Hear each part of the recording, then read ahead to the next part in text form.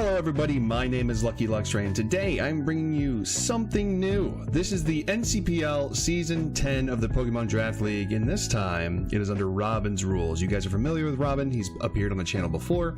He's one of my good buddies, and he created the rule set for us to use and battle in, and we got 32 players to do that. The way it was set up was we were put into two separate divisions and then two other subdivisions full of 8 people, and my division is kind of stacked, at least what I thought. But we had a total of 110 points to use to draft Pokemon based on different tiers and different point values, and my team consisted of Raging Bolt for 16 points, Torkoal for 12 points, Mandibuzz for 12 points, Swampert for 10 points, Slitherwing for 14 points, Klefki for 10 points, Tauros for 6 points, Victreebel for 6 points. Mega Alakazam was allowed in this draft, and that was for 19 points, which is the highest, to be fair. And then the last Pokemon that I snagged was Oricorio Sensu Form, which is the ghost one, if you guys are unfamiliar with that. And that was worth 5 points. So, going into the first week, I was going up against my buddy Dan, and I wanted to make a splash, because it was my first season back since I filled in for somebody in Season 8 who dropped out, and his team was kind of bad, so I just kind of had a lot of fun with it, and I didn't get to really show how good I was at the game, I guess. And I came back this season eager to show that I can still hang. So I'm not going to get into the composition of my opponent's teams, because there's a lot of effort with that, and I don't really want to do that. But I can give you the rundown of the notes that I have whenever it comes to going against my opponent's teams. So this week is going up against Dan, and I noticed right away his team composition that my Victreebel did really well against him, and Zam also did really well against him. And shout out to Robin, because he helped me almost every week. I think he did help me every week, even when he was really busy. So kudos to Robin. This season could not have happened without you. So thank you very much to him. But other than that, I have an Assault Vest Raging Bolt to take on any of his special threats. Mainly the Goldango is a good check for that. I have Spadef Torkoal to also take on, I think it was Enamorus, because I knew that Enamorus was going to be a problem.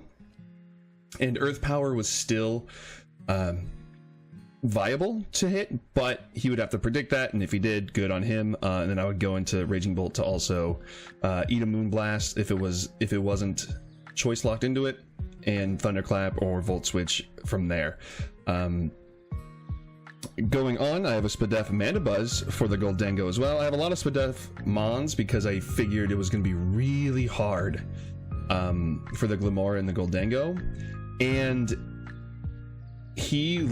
Dan loves Meteor Beam, so I figured he was going to bring that a lot. So my last two Mons are Fizdef Swampert for the Charizard X and the Minior, in a sense, because the Ogerpon Water is kind of good against my team in a sense, but I also have Raging Bolt to eat both of its stabs, as well as Mandibuzz to at least eat a hit from something, and then Victreebel offensive specially to just sweep his team if need be.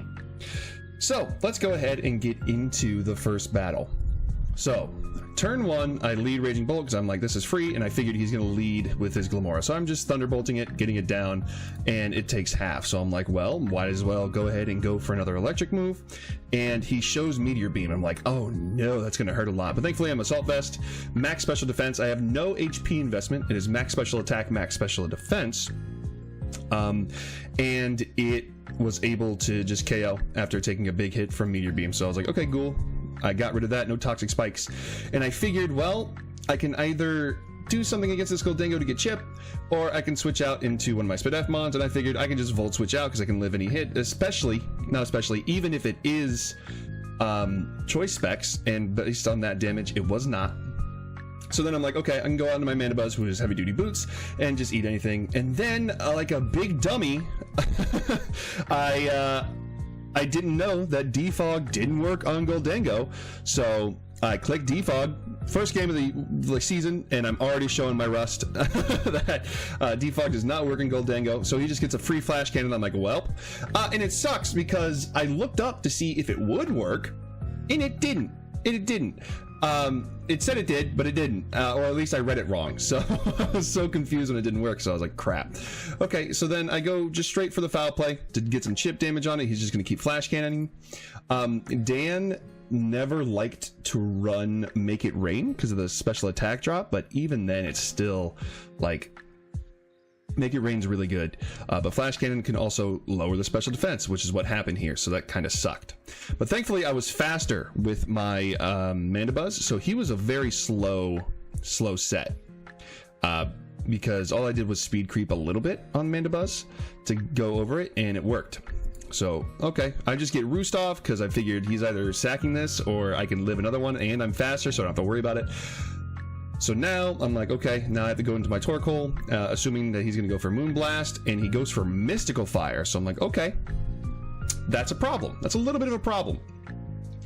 But I figure I can still live an Earth Power, I think, and I just want to get these rocks away. So I think I'm going to go for Rapid Spin here.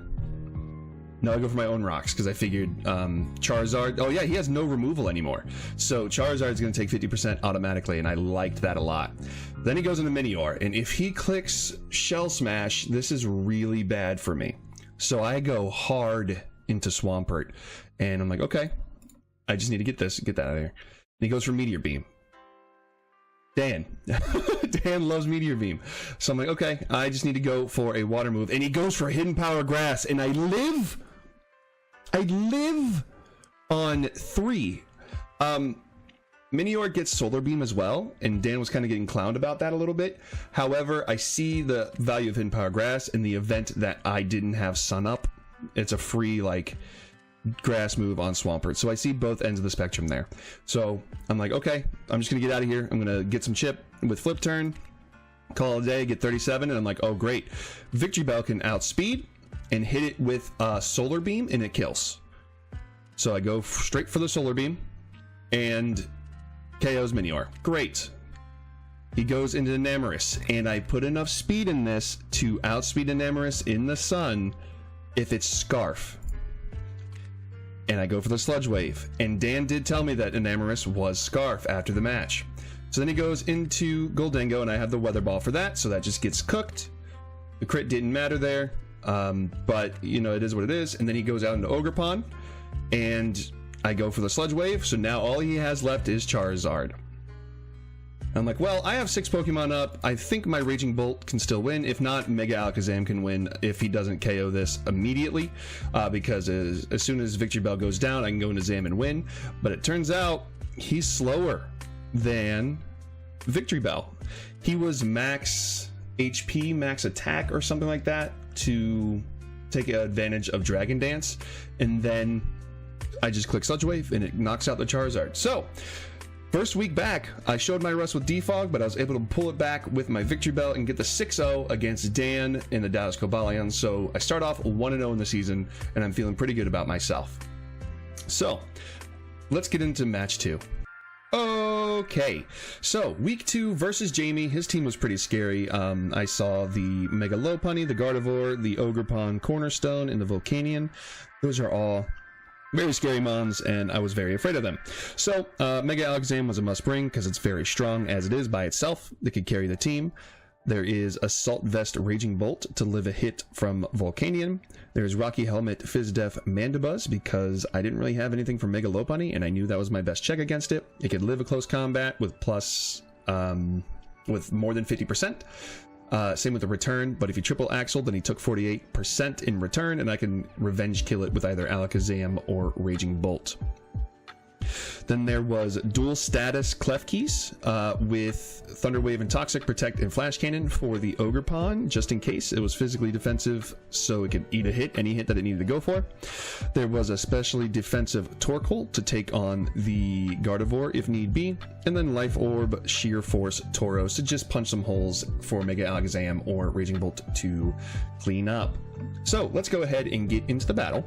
I lead off with Mandibuzz because I figured, well, I think he's going to lead with Mega Lopunny, and he didn't, so I'm like, crap. So I'm just going to click knock off on the Golurk because I anticipate him getting rocks up, which I can just defog away. Actually, I don't think I have defog on this. I have rapid spin on Torkoal. So he goes out into Dragalge, and I'm like, well, I think Alakazam can live any hit, but he wants to go for it, and he flip turns. So I'm like, okay, that kind of sucks. And then he goes into Lopunny, and I'm like, oh, okay. So I have to immediately switch out to Mandibuzz no matter what, and he fakes out. Great. So that's immediate chip on the Mega Lopunny, and I like that because I need the chip on Lopunny. So then I stay in because he's going to go for the triple axle, and I go for the Brave Bird here, and he's taking damage. He is taking damage, and I live because I knew I live even with the crit on the last hit, and I need to get rid of this Mega Lopunny. It is no longer a threat. Mercy the Buzzard, you have done your job. Thank you for getting rid of that big old threat. So now I'm like, okay, now I have to go into my designated Volcanion switching. He misses the Steam Eruption. That kind of sucks, but I mean, it mattered in the long run a little bit. But then he goes for Earth Power, do some damage. I'm Assault Vest. My Dragon Pulse does a lot, and I go for the Volt Switch, predicting him switching into the Gardevoir, and I go straight into my Torkoal just to get the rocks up and the sun. He goes into Volcanion again, anticipating a fire move, and I'm just getting up my rocks because I don't know if this is heavy duty boots. I don't remember if it is, but it breaks the sturdy on Ogerpon. That's the important thing, is it breaks the sturdy on Ogerpon for Alakazam to come in and just clean up. So then he Earth Powers the Torkoal, and I live, so I just Earthquake to see what I can do, but this thing's bulk is incredible, so it doesn't die. So I'm like, okay, what do I do here? And I go straight into Mandibuzz because I'm like, this is good now, and then he defogs. I'm like, crap, there goes the sturdy. And I don't know if I'm faster than this. On paper I am. If he's defensive, then I am. But I'm like, okay, so I am faster, and I get a Roost off, and then he goes for the Flamethrower. It does a lot of damage, and I just continue to Roost because I know that I can take it. I can take more of them because there's no longer sun up. So I just kind of Roost spam for a little bit just to get as much HP back, hoping for not a crit or not a burn. And I just want Mercy at a decently healthy thing HP because it can come in on Golurk still. And then he lets me get back to full. I'm like, great, I have Mandibuzz for his Golurk in the back. And I go for Brave Bird because I just want chip on this thing. And he goes for Draco. I can live it. And I'm like, okay, well, let me just go for Roost again, because this thing is unkillable if it's not status. He goes for Flip Turn, and he goes into Gardevoir, and which threatens me out with Moonblast. So I'm just like, okay, Torkoal, you've done your job. Thank you very much. You deserve a nice rest. And I try to go for Rocks here again, but Psychic does its job. So now I'm thinking, well, Tauros is free because I know this thing isn't choice locked into anything, and I can just go for Body Slam to OHKO it.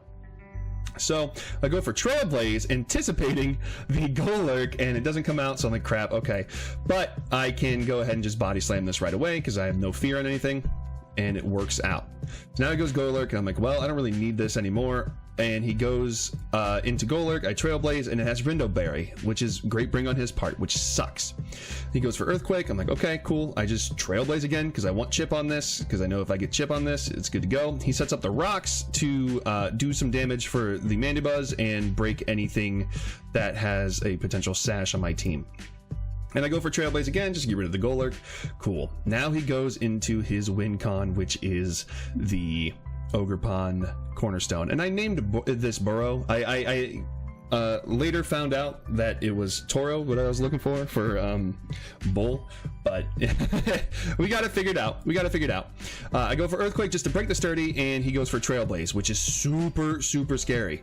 However, I still have my Klefki in the back, so I'm like, okay, I'm just gonna go straight for Flash Cannon because I don't want to mess with this. It doesn't kill it. Crap. Thankfully, I could still live +2, but I'm like, okay, I can get the Rocky Helmet to kill this. Ivy Cudgel goes through Rocky Helmet. I'm dumb. I anticipated anything but that. But Ivy Cudgel still doesn't KO the Klefki, and I can just Flash Cannon that away. I'm like, okay, cool. I still have lead in this battle. I can toxic this thing just in case it wants to go for any shenanigans, and I didn't want to switch out into Raging Bolt or Alakazam, but I know Alakazam is free because this isn't choice. I can just go for a move that kill it. I went for Shadow Ball just in case Gardevoir wanted to come out, and I go for Shadow Ball again and clean up this Gardevoir after 2 more Shadow Balls. I believe this was an Assault Vest, and he tries to Mystical Fire to bring it down, and it doesn't work as I go for Shadow Ball again, and it KOs the Gardevoir. So, starting off the season 2-0, I absolutely am back like I never left, and I'm excited to keep on going. But every video is going to consist of 2 battles from the season, except for the last one, which contained 3 because I had to do 7 battles in round robin. So you'll get this video, another video, and then 1 more for the regular season. And then if I make it to playoffs, you'll see if I make it to playoffs. So, thank you guys all for watching, and I will see you in the next one.